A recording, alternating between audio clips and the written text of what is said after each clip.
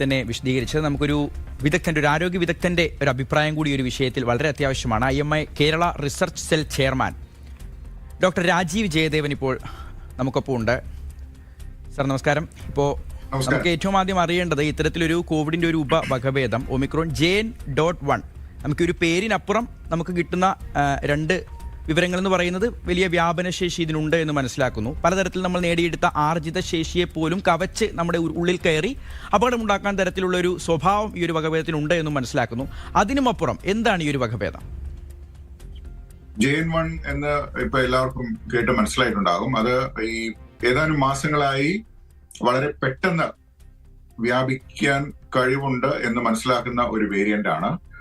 Omicron 2021 ഉണ്ടായതിനു ശേഷം ഈ ഒക്ടോബർ മാസമാണ് പ്രധാനമായും ഇങ്ങനെ ഒരു വേരിയന്റ് ലോകത്തിന് മുൻപിൽ പ്രത്യക്ഷപ്പെടുന്നത്.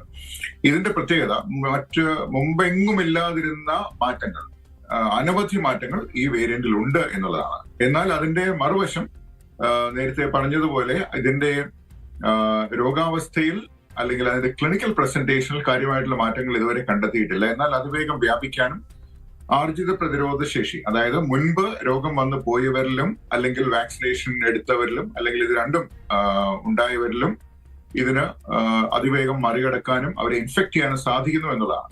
ഇനി ഇതിന്റെ ഗ്രൗണ്ട് റിയാലിറ്റി എന്ന് പറഞ്ഞാൽ നമ്മുടെ കമ്മ്യൂണിറ്റി സൈഡിൽ, നമ്മുടെ ഒരു പൊതുജനാരോഗ്യ സൈഡിൽ നമ്മൾ ചിന്തിക്കുമ്പോൾ ചെറുപ്പക്കാർക്ക് അല്ലെങ്കിൽ നല്ല ആരോഗ്യമുള്ളവർക്ക് ഇതൊരു ഇൻഫ്ലുവൻസ, ജലദോഷമല്ല, ഇൻഫ്ലുവൻസ പോലെ, അതായത് കടുത്ത ശരീരവേദനയും ക്ഷീണവും മറ്റും ഏതാനും ദിവസത്തെ ലീവ് എടുക്കേണ്ട ഒരു അവസ്ഥയിലേക്ക് കൊണ്ടുവരികയാണെങ്കിലും അവരെ ഹോസ്പിറ്റലൈസേഷനിലേക്ക് വേണ്ടി വരുന്നില്ല. എന്നാൽ നമ്മുടെ സമൂഹത്തിൽ എല്ലാവരും ചെറുപ്പക്കാരും നല്ല ആരോഗ്യമുള്ളവരുമല്ല. പക്ഷെ സമൂഹത്തിൽ നിരവധി പേർ പ്രായാധിക്യമുള്ളവരും അതുപോലെ അനുബന്ധ രോഗമുള്ളവരുമുണ്ട്. അവരിൽ ഈ രോഗം വരികയാണെങ്കിൽ അവരെ ദുർബലരാക്കാനുള്ള സാധ്യതയുണ്ട്. അതായത് അവരെ ഡീസ്റ്റെബിലൈസേഷൻ ആണ് പറയുക, അത് വരാനുള്ള സാധ്യതയുണ്ട്. അതുകൊണ്ട് തന്നെ ഇത് അനിയന്ത്രിതമായിട്ട് ഇത് പകരാതിരിക്കാനുള്ള ബേസിക് ആയിട്ടുള്ള സ്റ്റെപ്പുകൾ നമ്മൾ എടുക്കണം എന്നുള്ളതാണ്. ഇത് നിസ്സാരമായിട്ട് എടുക്കണം എന്നുള്ളതിനോട് ഞാൻ യോജിക്കുന്നില്ല.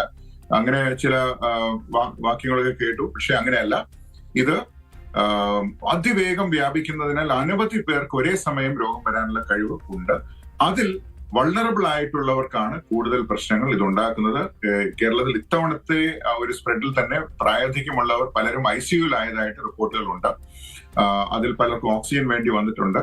മരണനിരക്ക് പൊതുവെ കോവിഡിന് കുറവാണെങ്കിലും ഈ പ്രായാധിക്യമുള്ള അല്ലെങ്കിൽ വാർദ്ധക്യത്തിൽ എത്താൻ ഭാഗ്യം സിദ്ധിച്ച പല രോഗങ്ങളെയും അതിജീവിച്ചാണ് അവർ വാർദ്ധക്യത്തിൽ എത്തിയതെന്ന് നമ്മൾ മറക്കരുത്. ആ സമയത്ത് അവർക്കുള്ള പല അനുബന്ധ രോഗങ്ങളും വഷളാക്കാനുള്ള കഴിവും ഇതിനുണ്ട്. അതുകൊണ്ട് ബേസിക് ആയിട്ടുള്ള സ്റ്റെപ്പുകൾ എടുക്കണം. എല്ലായ്പ്പോഴും അതിന്റെ ആവശ്യമില്ല. ഇപ്പോൾ ഡിസംബർ മാസം ഇത് കൂടിയിരിക്കുന്ന സമയത്ത് നമ്മൾ കൂടുതൽ ശ്രദ്ധിക്കണമെന്നേ ഉള്ളൂ. ഇത് കുറച്ച് കഴിഞ്ഞ് കുറയുമ്പോൾ നമുക്ക് കുറച്ചുകൂടെ റിലാക്സ്ഡ് ആകാം എന്നുള്ളതേ ഉള്ളൂ. അല്ലാതെ ലോകം അവസാനിക്കാൻ പോകുന്ന രീതിയിലുള്ള ഒരു സംഗതി അല്ല ഇത്. പക്ഷേ ഇത് അതിന്റെ വാസ്തവമാണ്.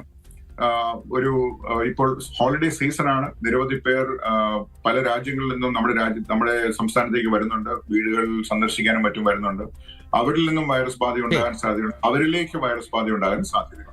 ശരി, വളരെ നന്ദി ശ്രീ ഡോക്ടർ രാജീവ് ജയദേവൻ. എന്താണെങ്കിലും ഇത്തരത്തിലൊരു വകഭേദം നമ്മുടെ കേരളത്തിൽ ആദ്യമായി റിപ്പോർട്ട് ചെയ്യപ്പെടുമ്പോൾ, കേരളത്തിൽ തിരുവനന്തപുരത്താണ് ആദ്യമായിട്ട് റിപ്പോർട്ട് ചെയ്യപ്പെടുന്നത്. അപ്പോൾ സ്വാഭാവികമായിട്ട് ഒരു അവബോധം നമുക്ക് ഉണ്ടാവേണ്ടതുണ്ട്. അതിനപ്പുറം തീരെ നിസ്സാരവൽക്കരിക്കേണ്ടതുമില്ല, എന്നാൽ വലിയ തരത്തിൽ ഭയപ്പെടേണ്ട സാഹചര്യവുമില്ല. കൃത്യമായിട്ട് കേന്ദ്ര ആരോഗ്യ മന്ത്രാലയം, സംസ്ഥാന ആരോഗ്യ മന്ത്രാലയം എല്ലാം നിരീക്ഷിക്കുന്നുണ്ട്. അങ്ങനെ ഒരു ഭയത്തിന്റെ അടിസ്ഥാനമില്ല എന്നുള്ളത് തന്നെയാണ് ആരോഗ്യ വിദഗ്ധരും പറയുന്നത്. തിരിച്ചെത്താൻ ഒരു